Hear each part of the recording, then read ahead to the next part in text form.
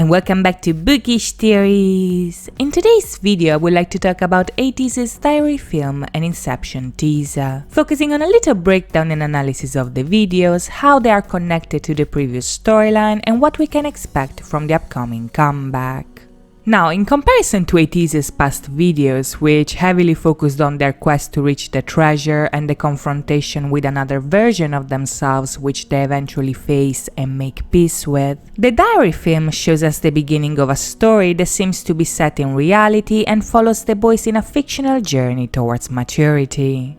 Story-wise, this is a whole new territory because the film is introducing us to a new universe that follows different rules in comparison to their previous videos. But from the very beginning, we get the sense that the fantasy adventure that we saw until now is still somehow connected to the events that take place in this timeline. So let's dive right in and see what's going on. At the beginning, the video opens with a shot of a blue book that features an hourglass and an 8-pointed star on the cover. Now, right off the bat, this is important because if on the one hand the hourglass obviously foreshadows that this story will involve time travel, on the other the star is inspired by the shape of a compass, meaning that the outcome of this journey heavily relies on the boys being together and working together in order to achieve their goal. This idea is immediately confirmed by the narration, which not only informs us that this universe is divided into many dimensions, but also that in this story, the boys' dimensions are split into 8 pieces again. Now, the fact that the narration specifies that this is happening again is extremely telling because this not only implies that the boys' dimensions split at least once before, but also that in the past they also managed to repair these dimensions before they got split again for some unknown reason. Now, if we consider that in the video this split is portrayed as a glass breaking into pieces, this is very interesting because, as it turns out, we already saw this kind of imagery in both Say My Name and Ansa. And this is important because if on the one hand, according to Hong Joong, Say My Name is a prequel to the events that we saw in Pirate King, on the other, Ansa is the epilogue of the previous stories that ATEEZ have been telling us. You see, what this imagery implies is that their last adventure began the same way the film is showing us and ended with a new split that took place in spite of their success. So if we apply this logic to what we are seeing in the video, this could mean that the film is showing us the very same journey but set in a different timeline and in a different realm.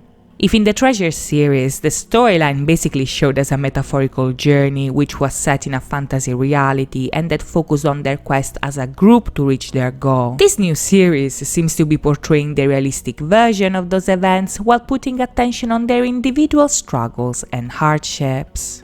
As we see in a second, each of the characters that the boys are playing in the story have their own plot lines and their own problems, but what draws them together is the very same dream. They want to reach the very same treasure, if you will, and an important aspect to do so is for them to stick together. Now, in the past storyline, we saw that the boys actually managed to accomplish this task and also make peace with the darker aspect of themselves, which both helped them along the way and threatened to take over them. If we look at the entire storyline considering what we know so far, we can say that the so-called Suicide Squad represented their ambition and their passion. It was their driving force and what pushed them to begin this journey in the first place. And even if they played an essential role in the success of their quest, the dangerous aspect of this side is that if left unchecked, it may take over you completely. Now, in Ansa, we actually came to the resolution of this conflict because the boys not only faced this part of themselves but also cheered with them when they reached their goal, meaning that ATEEZ did eventually recognize the importance of the Suicide Squad in the success of their journey. That was the perfect ending of a great journey, right? But the problem is that the video didn't end there because the aftermath of this celebration showed us the room covered in snow, both ATEEZ and the squad nowhere to be found, and a mysterious white man walking around with a mask on. Now, to this day, we still don't know who that man actually was, but the fact that the diary film is introducing us to the beginning of a new journey that has a similar premise to the last one not only makes me think that the white man is the reason why their dimensions got split again, but also that the reason why at the end of Answer we don't see any version of ATEEZ walking around is because time has reset and they are back at the beginning of the journey. For now, this is just a guess, of course, but considering that the album is called Zero Fever Part 1, this title makes me think that this is the first part of a story where the boys are literally back to zero and only have the fever caused by their passion and ambition to get them going.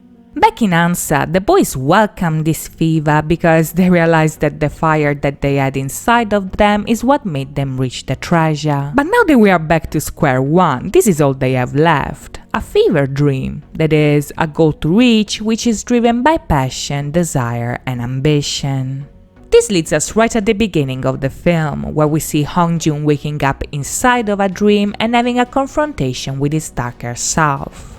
Now, since it was already established that the Suicide Squad are a reflection of 80s themselves, the fact that the man with the fedora appears to Hongjun in a dream is something that shouldn't surprise anybody at this point, because this is literally Hongjun helping Hongjun himself. Since one of the title tracks is called Inception, however, this scene acquires an even deeper meaning because the fact that it's Dark Hongjun, the one who gives him the hourglass, implies that, much like in the movie, he is both the one who triggered the events in the first place and the one who literally planted the idea of fixing his problems into Hongjun's mind. Metaphorically speaking, this means that Hongjun's ambition and desire to succeed not only gives him a purpose, but gives him the tools to achieve this purpose in the form of an hourglass. So when Hongjun wakes up from the dream he woke up in, the hourglass starts resetting time and doesn't stop until the boys are reunited again. Now, in the film, it is quite unclear if what we are seeing is happening in reality or if this is just a fever dream that is taking place inside of the boys' imagination. But this ambiguity is actually solved in the Inception teaser, which not only shows us that the boys are dreaming, but also that their dreams are getting mixed together and actually manifesting in reality as well. Now, this is important because if on the one hand, them dreaming each other's dreams imply that they are connected on an unconscious level, on the other, the fact that Sun's boxes show up in Hongjun's room while he's dreaming about him suggests that reality and dream will be heavily mixed together. Now, this idea is also conveyed in the diary film, but in the film the situation gets even trickier because even if we see that the boys' dreams are mixed together with memories that they all share as well, we also see that in many occasions their dreams overlap with the journey that took place in the fantasy timeline of the Treasure series.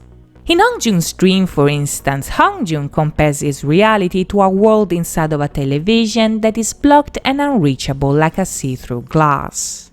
Now, the reference to the see-through glass here is an interesting one, not only because the televisions heavily recall Yuno's scene back in Wonderland, which again implied that the two stories are one the reflection of the other, but also because a see-through glass is a surface that allows you to see what's behind the glass while blocking you from reaching it. Incidentally, this imagery is also very similar to the one that we saw back in Say My Name, where Yosang was stuck in a glass case and seemed unable to get out. But since this is a dream we're talking about, these visuals suggest that Hongjun knows what he wants, but he is unable to reach it because in reality his life is blocked. In the video, it tells us that he lost his dream, his friends and his family. He has nothing left to lose basically, but he's not alone because he has himself. That part of him that makes him burn with fever is the very same part of him that now is giving him the hourglass that allows him to go back in time. So when time eventually resets, his life is not blocked anymore because the magic associated with the fever gives him another shot to fix the situation. This idea is also confirmed in the Inception teaser, where we see that when Yuno dreams about Hongjun's dream, the world in the televisions is now on fire. Now, this is important because fire is an element that in their previous songs was always associated with the Suicide Squad taking over them. The darker versions of ATs are always associated to either fire, intense heat, and flames. So if in this timeline they are doing an inception, that is, they are planting the idea of reaching their dream into the boys' minds, it's very plausible that the boys are burning up because the fever that they are experiencing is the very same thing that triggers their new journey to begin with. In the teaser, we see that all the members have a fire dream with the exception of Mingi, who is stuck in a dark corridor and seems to be reaching out towards the camera. And as we'll see in a second, this is important because in the film, Mingi seems to be one of those to blame for the separation. His scene implies that freeing yourself is a process that can also be dangerous, but for now let's take a step back and take a look at Seonghwa's section, which gives us quite a lot of information as well. Now, in his memory, we see Seonghwa in an office telling us that he still has a lot to learn and that he is lacking in many areas. Behind him, we also see a lot of to-do lists with different dates and involving different activities. And while some of those points are really cute, like falling in love and adopting a puppy, we also see that the majority of the entries revolve around daily chores that repeat over and over again. We see things like do the laundry, write the essay, watch the dance video, do exercise, jogging, which are all pretty normal activities to be honest, but in this context they are also meant to convey a sense of confinement and restraint. Seonghwa here is trapped in a routine that he inflicted upon himself, and this idea is also reinforced by the reference to Say My Name in the Corner and by the shadow of prison bars looming over the walls. These visuals here imply that even if he has control over his life, his insecurities trap him into a routine that actually stops him from achieving his goals. And this concept was also foreshadowed back in Wonderland, where we saw Seonghwa trapping himself into an elevator and staying there without moving either up or down. In the film, however, we get the sense that at one point he finally snaps out of this mental prison, and this happens because of a girl dancing in front of a corner shop, which gives him an epiphany and makes him realize what he needs the most, which is none other than freedom. You see, in contrast to Seonghwa, who has all his life written down and is miserable because of it, the girl dances around without a care in the world. She's happy because she's free, so when Seonghwa sees her, the freedom that she embodies sparks a flame in him that shows him the path that he has to follow. Much like what we see in Wonderland and Inception, this fire destroys his prison and actually allows him to start his journey towards the top. But as it turns out, Seonghwa is not the only one who has to free himself from fear and insecurities, because in Woo-young's choice, we actually see that his personal journey revolves around the very same inner conflict as well. In his section, we see him approaching a group of people having an underground dance battle, as the narration tells us that his biggest fear is actually stage fright. Much like what the video shows us, Woo-young is scared to perform in front of people by himself. He feels small and insignificant, but as soon as he remembers the support that his friends gave him, he is able to overcome this fear and actually show the talent that he has. Now, this section here heavily focuses on the importance that the boys have on each other's life and personal growth. But in comparison to the other sections, Woo-young's choice only shows us Woo-young himself, Hongjoong, Seonghwa, and Yuno. And this is interesting because this is the only memory that doesn't actually feature the group as a whole. For now, we still don't know why that is, but what I can tell you is that a possible clue can be found in Mingi's section, because as it turns out, the members that are missing are the very same members that get into the fight at the end of the video. If the main conflict seems between Mingi and Jongho, the film also shows us that Yeosang and San get involved into the fight in order to stop it. So it's possible that the events that we see in Woo-young's memory take place after the incident rather than before.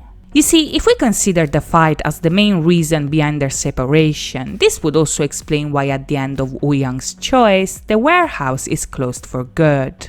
Since their connection is their biggest strength, if half of the group fights and leaves, it's only a matter of time before everything falls apart. And this is obviously a problem because Woo-young's confidence comes from the friendship that now he has lost. If you look closely, the chains that lock the warehouse are very similar to the chains that imprisoned Woo-young back in Wonderland. And this is not a coincidence because this callback implies that without his friends, Woo-young is once again chained by fear. Now, if Hongjoong's world is stuck behind a glass, Seonghwa is trapped by his insecurities, and Woo-young is chained by stage fright, Yeosang is actually caged like a bird. Even if his narration tells us that his father always taught him to expand his dreams freely, the reality that Yeosang is stuck in is anything but free, because even if he's actually following his passion for music, the path that he chose doesn't allow him to express himself the way that he'd like to. Back in Wonderland, this feeling of entrapment was actually foreshadowed by a cage of lights that imprisoned Yeosang during his solo scenes. But much like Woo-young's choice, Yeosang's time shows us that the medium through which he is able to free himself is actually the friendship that he shares with the others. When Yeosang is with them, he can laugh and be himself without any constriction, but as we see in Sun's resolution, this freedom is very short-lived, because even without considering the fight, Sun is actually leaving. Now, in his section, Sun's character is presented as somebody who has a difficult time keeping friends, because he's constantly forced to move from place to place and from school to school. As we see him sitting in a truck ready to move yet again, we get the sense that his life is pretty unstable, not only because he has no control over it, but also because he's about to say goodbye to the only friends that he's ever had. Now, this idea is already sad in and of itself, but in the scene of the escalator, we get the sense that this separation has deeper consequences as well, because in comparison to Wonderland, where we see the boys walking up the stairs in order to reach the treasure, when Sun leaves, he's actually walking down, meaning that him leaving not only implies leaving his friends, but also moving further away from the dream that he shares with the others. Right at the end, however, Sun decides to go back to say goodbye, but in Yuno's section we see that this may not be enough to keep the group together, because in Yuno and his brother we see that Yuno is actually run over by a truck that looks very similar to the one Sun was sitting in. Now, if this is really the same truck, this could imply that Sun moving away might actually lead to Yuno's death in the future. And even if for now this is just a guess, Yuno's section still remains one of the most mysterious parts of the story. You see, in comparison to the others who see their dream as a medium of freedom, in Yuno's case it is also a symbol of guilt, because as we see him walking around in a studio, the narration tells us that Yuno's brother was a musician and something happened to him because of Yuno himself. Right now, we still don't know if the brother's death was self-inflicted or if it was foul play, but the way the light flashes from one sibling to the other implies that Yuno's brother is almost the shadow of Yuno himself. Like the narration says, his brother is still beside him, so whatever happened to him, it is a source of pain and guilt that reflects on Yuno's personality like a mirror. And this idea was already foreshadowed in both Wonderland and Ansa, where we see Yuno's shadow duplicating and him looking at himself in different mirrors. All these visuals here imply that Yuno's choices are heavily influenced by the guilt that he feels towards his brother. But in his section, we also get the sense that the events that take place in the story are not entirely under his control, because his accident is actually caused by a message that he receives at 5:07. Now, even if we still know nothing about it, this message seems to be an essential part of the storyline, because its content not only affects Yuno, but the group's journey as a whole. This is the same text that we see in Mingi's diary and that caused Jungho to hit Mingi in the past. So if we put all these clues into context, it seems like Yuno, Jungho and Mingi's storylines are all linked together through the content of this message. Now, in Jungho's wanderings, there are no clues about the connection between the three of them and the text, but if you look closely, this is the only moment of the video where Jungho is actually portrayed with his injury, because in all the other memories he's perfectly fine. In his section, the narration tells us that basketball and music were everything to him, but now he's afraid that his dreams will vanish away like smoke. What's interesting here is that right before he says this, the video cuts to the fight between Jungho and Mingi. So, if we trust the editing here, this sequence implies that Jungho's injury was caused by Mingi himself. Now, even if the film doesn't show us this, the fact that Mingi could have played a part in Jungho's injury is actually very plausible, because in Mingi's diary we get the sense that Mingi can get very violent. In his section, we see him hurting a boy, and even if we still don't know the context of this altercation, the boy looks very similar to Yuno's brother, which implies that Mingi's violence may be the connection that we need between the three storylines. If Mingi hurt Yuno's brother, it would make sense that Yuno blames himself for not stopping it, and if Mingi's actions somehow resulted in the boy's death, the news of this event might have been delivered through the message. Something like that would also justify a moment of destruction that might have caused Yuno's accident, and if this is the case, this would also explain why Jongo attacks Mingi in the warehouse, why Jongo gets injured in the process, and why the boys end up getting separated.